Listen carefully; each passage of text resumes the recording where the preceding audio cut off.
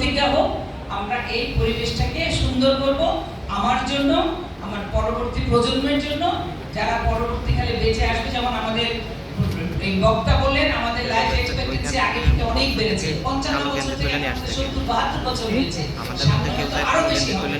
আমিও তো অনেক বছর বাঁচবে, তুমিও অনেক বছর বাঁচবে, তারপরে পরবর্তী জন্ম।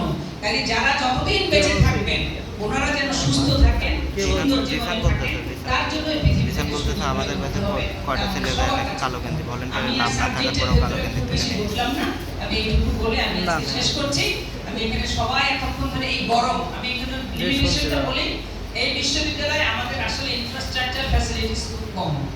আমি খুব দুঃখিত, আমাদের এখানে এই যে ফ্যানগুলো সব ঘুরছে না, আমরা বারবার চেষ্টা করি, আমরা পারছি না, আবার পারছিও, একদম যে পারছি না বলবো না, চেষ্টা করছি, আস্তে আস্তে আমাদের উন্নত হবে। তবে এই লিমিটেশনের মাঝে যে আমরা এগিয়ে যাচ্ছি, বিভিন্ন কর্মকাণ্ড করে যাচ্ছি, শুধুমাত্র আমাদের সবার মনোযোগ এখানে, আমরা চাই ভালো হোক।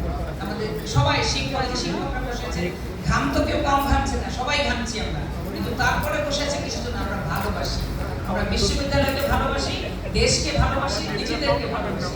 এই ভালোবাসা দিয়েই আমরা এগিয়ে যাব।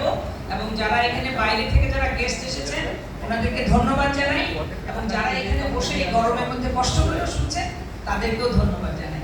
আশা করি সামনে অনেক দূর যাব। জয় বাংলা, জয় বাংলা।